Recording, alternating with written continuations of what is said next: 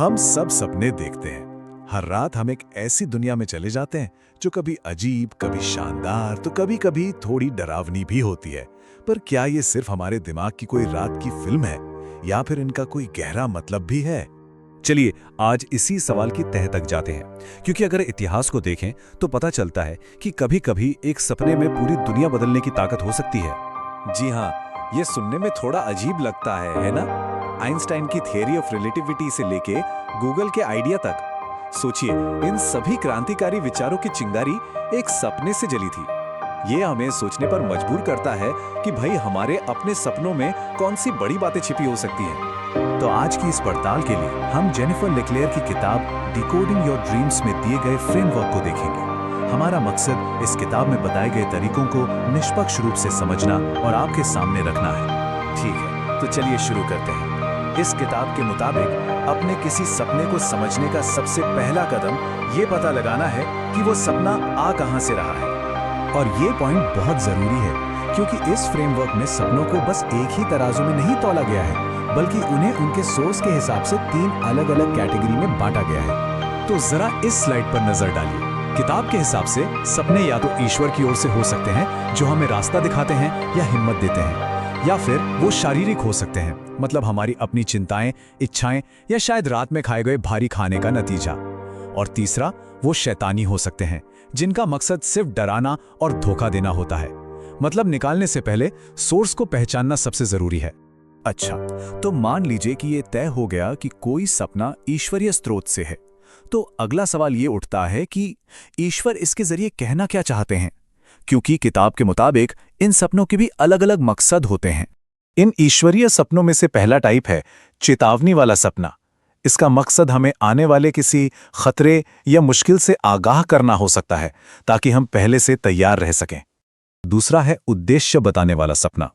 इस फ्रेमवर्क के मुताबिक ये सपने किसी इंसान की जिंदगी के खास मकसद को सामने ला सकते हैं, उसे उसकी असली मंजिल दिखा सकते हैं।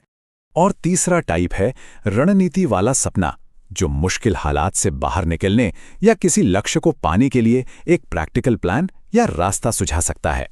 चलिए इन टाइप्स को कुछ क्लासिक उदाहरणों से समझते हैं। जैसा कि किताब में बताया गया है, चेतावनी वाले सपने हमें आने वाले खतरे से बचा सकते हैं, जैसा फिरौन का वो मशहूर सपना। उद्देश्य बताने वाले सपने किसी की जिंदगी का मकसद दिखा सकते हैं, जैसा यूसुफ के साथ हुआ था। और रणनीति वाले सपने मुश्किलों से निकलने का रास्ता सुझा सकते हैं, जैसा याकूब के सपने ने किया था। तो अब हम सोर्स और मकसद को समझ गए हैं, लेकिन उन अजीब अजीब सिंबल्स, रंगों और नंबर्स का क्या मतलब है जो हमारे सपनों में आते हैं? चलिए देखते हैं कि ये फ्रेमवर्क उन्हें कैसे समझाता है। यहाँ किताब एक बहुत ही दिलचस्प आइडिया पेश करती है, जिसे स्क्रिप्चरल ड्रीम कोड कहा गया है। इसका सीधा सा मतलब ये है कि बाइबल में इस्तेमाल किए गए सिंबल्स का एक तय मतलब होता है, जो सपनों को समझने में हमारी मदद कर सकता है। अब रंगों का ये उदाहरण देखिए, कितना दिलचस्प है। एक ही रंग के 2 बिल्कुल अलग मतलब हो सकते हैं। जैसे लाल रंग एक तरफ यीशु के बलिदान का प्रतीक हो सकता है, तो दूसरी तरफ ये युद्ध और पाप को भी दिखा सकता है। सफेद रंग पवित्रता की निशानी है, पर यह झूठी अच्छाई का भी प्रतीक हो सकता है। मतलब सपने में वो रंग किस तरह से आया है, ये जानना बहुत जरूरी है। रंगों के बाद अब बात करते हैं नंबर्स की। सपनों में अक्सर कुछ नंबर्स भी दिखाई देते हैं। मिसाल के तौर पर नंबर 7 को ही ले लीजिए। बाइबल के हिसाब से ये नंबर अक्सर परफेक्शन या किसी चीज के पूरे होने से जुड़ा होता है, जैसे सृष्टि के 7 दिन। तो अगर किसी के सपने में 7 नंबर बार बार आता है, तो इस फ्रेमवर्क के अनुसार इसका एक गहरा आध्यात्मिक मतलब हो सकता है। तो हमने सोर्स, टाइप और कोड के बारे में बात की, लेकिन इस किताब का सबसे पावरफुल मैसेज शायद ये है कि सपनों को समझने की असली ताकत आखिर है किसके पास। और ये लाइन उसी मैसेज का सार है। किताब के इंट्रोडक्शन में ये बात बिल्कुल साफ कही गई है। डिक्शनरी और गाइड्स मदद कर सकते हैं, लेकिन असली चाबी सपने देखने वाले के पास ही होती है। और ऐसा इसलिए है क्योंकि ईश्वर हर इंसान से एक अलग पर्सनल तरीके से बात करते हैं।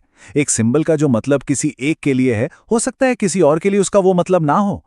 किसी का अपना तजुर्बा और ईश्वर के साथ उसका रिश्ता ही सबसे बड़ा गाइड होता है।